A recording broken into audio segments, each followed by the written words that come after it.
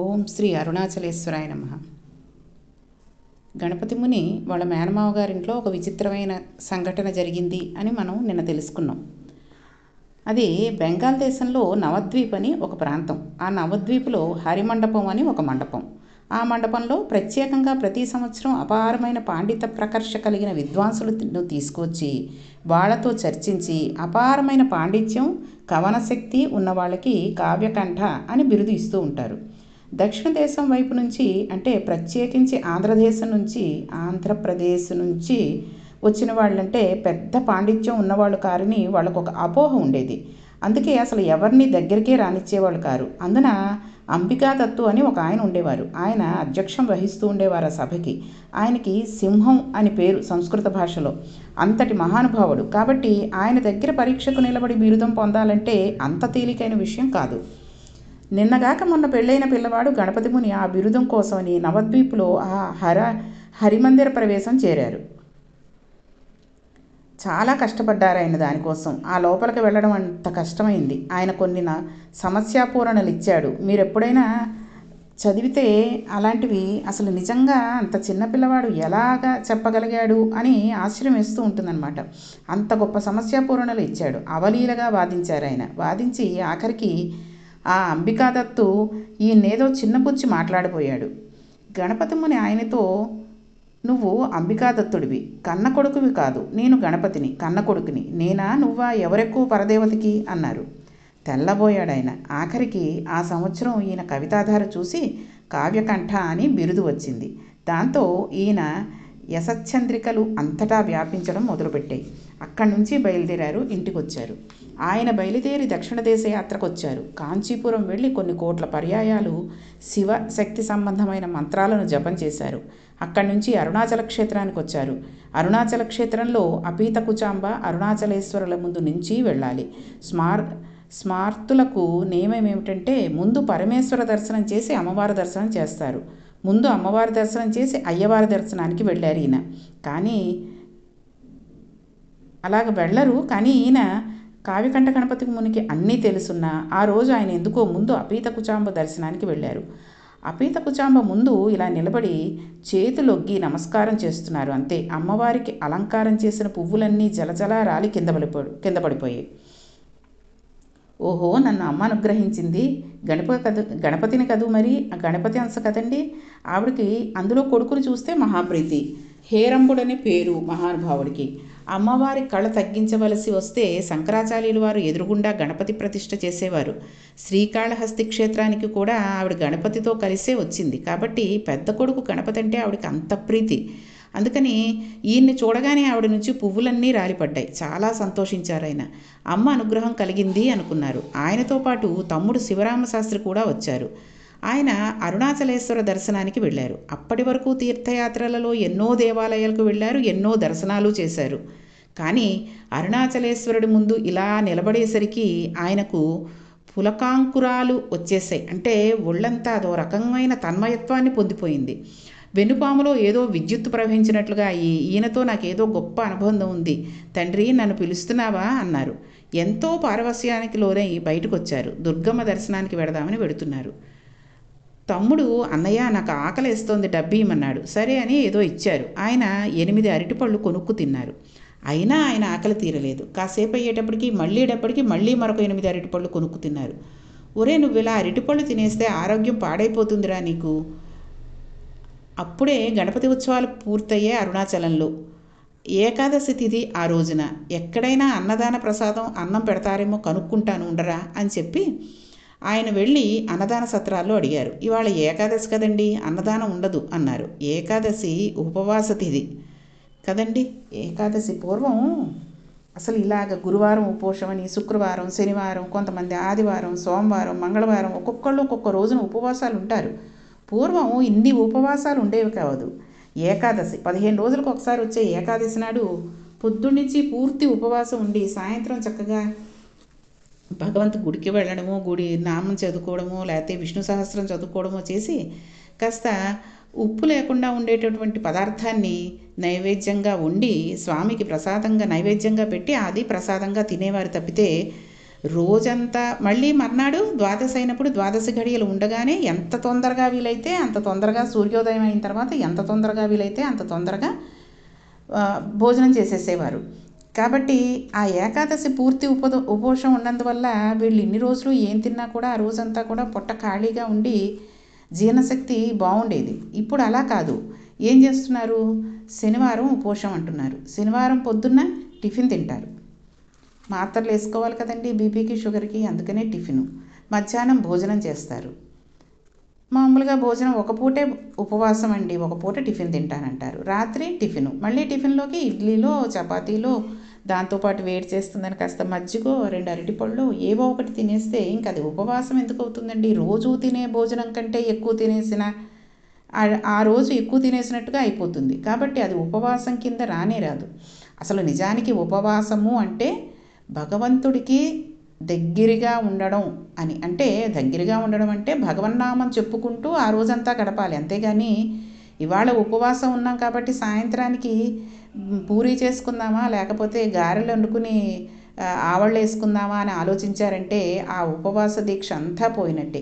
కార్తీక మాసంలో కూడా చూడండి చాలామంది సోమవారాలు, కార్తీక సోమవారం అని, పౌర్ణమని, నాగుల చవితిని, ఇలాంటివి. నాగుల చవితి కంటే చాలామంది చనివిడి చిమిలి తింటారు, కొంతమంది వేడిది తింటారు, కానీ చాలామంది తినరు. ఇక ఈ పౌర్ణమికి రాత్రి భోజనం కొంతమంది వండేసుకుని తింటారు, కొంతమంది చనివిడి వడపప్పు పానకం తినేసి ఉంటూ ఉంటారు. సోమవారాలు అయితే ఖచ్చితంగా చాలామంది సాయంత్రం అన్నం వండుకుని నక్షత్ర దర్శనం దీపం పెట్టుకుని నక్షత్రం వచ్చిన తర్వాత దండం పెట్టుకుని భోజనం చేస్తూ ఉంటారు. బాగానే ఉంది, అది మంచి పద్ధతే. అసలు ఎప్పటి నుంచో అలా పూర్తి ఇదిగా ఉండకుండా ఉండేవాళ్ళు మంచిదే. కానీ పొద్దున్నుంచి ఉపవాసం ఉండి మొదలెట్టి లేచి దండం పెట్టుకుని గుడికెళ్ళి వచ్చిన దగ్గర నుంచి సాయంత్రం ఈ కూర చేసుకుందాము, పొద్దున్నుంచి ఉపవాసం మీద చప్పగా ఉంటుంది పప్పు చేసుకుంటే, కాబట్టి ఈ పచ్చడి చేసుకుందాం కారంగా ఉంటుంది, ఈ కూర కొంచెం కారం పెట్టి వంకాయ కారం పెట్టి కూర చేసుకుందాం, కొబ్బరికాయ పచ్చడి చేసుకుందాం అని ఇలాంటివి ఆలోచిస్తూ ఉంటే ఆ రోజు ఉపవాసం ఉన్న ఫలితం దక్కదు. మానసికంగా మనం భోజనం చేసేస్తున్నట్టే కదండి. కాబట్టి ఎట్టి పరిస్థితుల్లోనూ మనకి భోజనం మీదకి వెళ్ళకూడదనే ఏకాదశి పూర్తి ఉపవాసాన్ని పెట్టారు. కాబట్టి ఏకాదశి ఉపవాస తిథి. ఎప్పుడైనా సరే ఏకాదశి నాడు ఉపవాసం ఉండాల్సిందే, ద్వాదశి నాడు భోజనం చేసేయాల్సిందే. కానీ చాలామంది ఏకాదశి ఉపవాసం ఉండి ద్వాదశి నాడు ఏదైనా పెళ్ళో పేరంటమో వచ్చిందనుకోండి వెళ్ళిపోతూ ఉంటారు. ఆ వెళ్ళిపోయే ముందు మనం ఏం చేయాలంటే కాస్త కొంచెం అన్నం పులగంలాగా పప్పు అన్నము నెయ్యేసి స్వామికి కాస్త పెరిగేసి నైవేద్యం పెట్టేసి వెళ్ళాలి. ఎందుకంటే ఏకాదశి నాడు ఉపవాసం మనం ఉన్నప్పుడు స్వామిని కూడా ఉపవాస పెడతాం కదండి. ఆ రోజున మహానైవేద్యం పెట్టం కదా. స్వామికి ఏం చేస్తాం, పండు లేకపోతే ఏదో కాస్త పటికి బెల్లమో ఏదో ఖర్జూరాలో పెట్టేసేసి ఊరుకుంటాం. అలాంటిది ద్వాదశి నాడు ఆయనకి భోజనం పెట్టకపోతే మనకి పాపం తగులుతుంది. కాబట్టి ద్వాదశి నాడు ఎంత పెందరాళే వెళ్ళిపోతున్నా సరే, లేదు ఆ రోజు కుదరదంటే ఏకాదశి నాడు ఉపవాసం మానేసి ఈరోజు చేయలేననుకుని ఆ రోజు మామూలుగా స్వామికి నైవేద్యమైనా పెట్టేయాలి. కాబట్టి మనతో పాటు ఆయన్ని కూడా ఉపవసించి ఉంచడం మంచిది కాదు. కాబట్టి ఏకాదశి ఉపవాస తిథి. ఈయన ఈ తమ్ముడికి అన్నయ్యకి ఆకలి వేసేస్తోందని చెప్పి వెంటనే బ్రాహ్మణ వీధిలోకి వెళ్ళి భవతి భిక్షాందేహి అని ఆయన యాచన చేశారు. అసలు ఎవ్వరూ అక్కడ ఉన్నట్టుగానే లేరు. కాబట్టి ఆ అన్నం ఎలా దొరికింది ఏంటి అన్నది కూడా ఒక విచిత్రంగా జరిగింది. మామూలుగా ఆత్మహత్య చేసుకోకూడదు, ప్రత్యేకించి బ్రాహ్మణుడు అస్సలు చేసుకోకూడదు. అందుకే ఉపనయనం అవగానే భిక్షకెళ్ళమంటూ ఉంటారు. భిక్షాటన చేసైనా బతికి శాస్త్రాన్ని 10 మందికి చెప్పాలి తప్ప తానే ఆత్మహత్య చేసుకుంటే లోకానికి మార్గం చూపించేవాడెవరికా? అందుకని ఆయన బ్రాహ్మణాగ్రహంలోకి వెళ్ళి ఇళ్ల ముందు నిలబడి భిక్షాటన చేశారు. తమ్ముడికి ఆకలిగా ఉందమ్మా, పట్టెడు అన్నం పెట్టండి. ఏ ఇంటికి వెళ్ళినా తలుపులు వేసుకుని నిద్రపోతున్నారు, లేదా ఇవాళ ఏకాదశి అయ్యా అన్నం లేదన్నారు. ఇంత గొప్ప క్షేత్రం, ఇటువంటి చోట్ల ఎంత ఏకాదశి అయితే మాత్రం పిల్లలకన్నా వండుకోరా? పిల్లలకి ఏకాదశి ఉపవాసం లేదు, అందుకని మరి పిల్లల కోసం అన్నం వండుకోవద్దు. ఇక్కడ పిల్లలకి ఏకాదశి ఉపవాసం లేదు అన్న చోట మనం పెద్దవాళ్ళకి కూడా, వృద్ధులకి కూడా, పెద్దవాళ్ళకి అంటే ఒక 60-70 దాటిన తర్వాత కూడా ఈ ఉపవాసాలు బలవంతంగా ఉండి ఆరోగ్యాన్ని క్షీణించుకుని దేవుడి కోసం ఏదో చేసేస్తున్నాం త్యాగం అన్నట్టుగా ఉండకూడదు. అనారోగ్యం ఉన్నవాళ్ళు కూడా ఏకాదశి ఉపవాసాలు ఉండకూడదు. కాబట్టి ఈ పిల్లలకైనా వండుకుంటారు కదా అని చెప్పి ఈయన అడగడానికి వెడుతుంటారు. వండుకుంటే ఇంటికి అతిథైనా ఎవరైనా వస్తారేమో అని కూడా పట్టెడన్నం పెట్టడానికి వీలు లేకుండా ఉన్నదంతా తామే తినడానికి కావలసినంత అన్నం మాత్రమే వండుకునే స్వార్థపరులున్న పట్టణమా ఏమి ఈ తిరువణ్ణామలై అని ఆయన తెల్లబోయారు. వెతికారు ఎక్కడా పట్టెడన్నం దొరకలే. తమ్ముడేమో ఏడుపు, అన్నయ్య ఆకలేసేస్తోంది, అన్నయ్య ఆకలేసేస్తోందని. చిత్రం ఏమిటంటే శివరామశాస్త్రికి భగవంతుడి మీద ఉన్న భక్తి కన్నా అన్నగారి భక్తి మీద భక్తి ఎక్కువ. మీకు అర్థమైంది అనుకుంటాను. భగవంతుడి మీద ఉన్న భక్తి కన్నా అన్నగారికి ఎంత భక్తి ఉందో ఆ భక్తి మీద ఈయనకి భక్తి ఎక్కువ. మా అన్నయ్య పిలిస్తే పరమేశ్వరుడు పలుకుతాడని నమ్మకం. ఆయనకి ఏం చేయాలో అర్థం కాక కొండవంక తిరిగి పార్వతీ పరమేశ్వరుల్ని అడిగారు. అమ్మా, తమ్ముడు ఆకలితో ఏడుస్తున్నాడమ్మా, పట్టెడన్నం పెట్టవా అని చీకట్లో వెళ్ళిపోతున్నారు. ఒక ఇల్లు దాడుతున్నారు. ఆ ఇంటి అరుగు మీద ఒక ఆయన పడుకుని ఉన్నారు. ఆయన దుప్పటి తీసి పరిగెత్తుకు వచ్చి పట్టుకున్నాడు వెనక నుంచి. ఏమన్నావు? అన్నం దొరకలేదా తిరువణ్ణామలైలో? కాశీపట్టణంలో వేదవ్యాసుడిని మహాతల్లి అన్నపూర్ణమ్మ పిలిచినట్లే పిలిచి, మా ఆవిడికి నియమం ఉందయ్యా, ఏకాదశి నాడు సాయంకాలం బ్రాహ్మణులకు ఆపోసన పోస్తుంది. ఇవాళ ఏకాదశి, పైగా గణపతి నవరాత్రుల ఉత్సవాలు పూర్తయ్యాయి. ఇవాళ ఎవరొస్తారయ్యా భోజనానికి? మేము రామని చెప్పి ఎవ్వరూ ఏ బ్రాహ్మణుడు రావడానికి ఇష్టపడడం లేదు. నువ్వు నీ తమ్ముడు బ్రాహ్మణులు, ఎంత అదృష్టమయ్యా. వెతికి వేసారి నేను అరుగు మీద పడుకున్నా. రా, అన్నం పెడుతుంది మా ఆవిడ అన్నారు. లోపలికి వెళ్ళారు. ఒక మహాతల్లి వచ్చింది. అరిటాకు వేసింది. వీళ్ళిద్దరూ బట్టలు విప్పేసి ఆవిడిచ్చిన మడికావంచా పుచ్చుకుని ఆ బట్ట కట్టుకుని భోజనానికి కూర్చున్నారు. ఆ పూసన వేశారు. ఇక్కడ మనకి వివరంగా బట్టలు విప్పేసి ఆవిడిచ్చిన మడికావంచా పుచ్చుకుని ఆ బట్ట కట్టుకున్నారు అని మనకి ఎందుకు చెప్తున్నారంటే, అసలు బ్రాహ్మణుడు అన్నవాడు పైన షర్టు వేసుకుని భోజనం చేయకూడదు. షర్టు విప్పేసి పంచ కట్టుకుని భోజనం చేయాలి. చాలామంది ఈ పూజలు అవి జరిగిన చోటికి వెడుతున్నారు. అయితే ఈ రోజుల్లో ఏం చేస్తున్నారంటే, బ్రాహ్మణులైనా సరే ఎవరైనా చాలామందికి ఈ టేబుల్స్ వేసేసి వాటి మీదే పెట్టేస్తున్నారు. పక్కన ఎవరు కూర్చున్నారో కూడా చూసుకోవట్లేదు. వాళ్ళకి ఒకటే వంట, వీళ్ళకి ఒకటే వంట. చూడండి, మీరు మంత్రాలయం వెళ్ళినప్పుడు చూస్తారు, షర్టు తీసేసి పైన బనీను కూడా లేకుండా ఇంకా ప్యాంట్లు కట్టుకుంటున్నారు. కానీ పంచ కట్టుకుంటే చాలా సంతోషంగా వాళ్ళు చూస్తారు. ద్రావిడ దేశాల్లో అలాగే చేస్తూ ఉంటారు. కాబట్టి మనం భోజనం చేసేటప్పుడు ఎప్పుడైనా సరే, ఇంట్లో అయినా సరే, ఇప్పుడు చాలామంది ఈ మోకాళ్ళ నొప్పులు, కింద కూర్చోలేక ఒళ్ళు వచ్చేసి అలాంటిప్పుడు ఈ డైనింగ్ టేబుల్ మీద కూర్చుండిపోతున్నారు. కానీ పూర్వం కింద కూర్చునే భోజనం చేసేవారు. ఒక పీట వేసుకుని దాని మీద వేసుకుని భోజనం చేసేవారు, ఆపోసం చేసేవారు. ఇప్పుడు బ్రాహ్మణులు కూడా ఈ కాలం పిల్లలైతే ఆపోసన పట్టడం అన్నదే ఉండట్లేదు. గబగబా తెచ్చుకుంటున్నారు, టీవీలు చూసుకుంటూ సోఫాల్లో కూర్చుని ఓ చేత్తో ఎడం చేత్తో కంచం పట్టుకుంటున్నారు, కుడి చేత్తో తినేస్తున్నారు. అది పిల్లలకి తప్పు అని తల్లిదండ్రులు చెప్పట్లేదు. వాళ్ళు వాళ్ళతో పాటే పోన్లే టైం అయిపోతుంది, వాడు ఏదో తినేస్తున్నాడు. అసలు తల్లిదండ్రులే చిన్నప్పటి నుంచి పిల్లలకి టీవీలు చూపిస్తూ సోఫాలో కూర్చోబెట్టి వీళ్ళు కంచం చేత్తో పట్టుకుని ఒళ్ళంతా అంటుకుపోతున్నా సరే వాళ్ళకి ముద్దలు తినిపించేస్తున్నారు. అవి అక్కడక్కడ పడితే మళ్ళీ శుభ్రం చేయడం కూడా ఉండదు, పక్కకి తుడిచేయడం, ఆ మామూలుగా మిగిలిన పనులు చేసేసుకోవడం. కాబట్టి ఒక బ్రాహ్మణుడు అన్నవాళ్ళు చేయవలసిన విషయం ఏమిటి అన్నది కూడా మనం గ్రహిస్తామని ఇంత వివరంగా రాశారు. వీళ్ళు ఆపోసన చేశారు, ఆపోసన పుచ్చుకున్నారు. ఆవిడ ఆపోసన వేశారు, వీళ్ళు పుచ్చుకున్నారు. షడ్రసోపేతమైన విందు పెట్టింది. చక్కగా ఇద్దరూ భోజనం చేసేశారు. తాంబూలం దక్షిణ కూడా పెట్టి ఇచ్చింది ఆవిడ, తీసుకున్నారు. అంతసేపు తిరిగారేమో, ఆకలితో ఇంక నడవలేమురా, చాలా భుక్తాయాసంగా ఉందిరా తమ్ముడు, ఈ అరుగు మీదే పడుకుందామని చెప్పి ఉన్న ఓ అరుగు మీద తమ్ముడు, ఓ అరుగు మీద అన్నయ్య పడుకుని నిద్రపోయారు.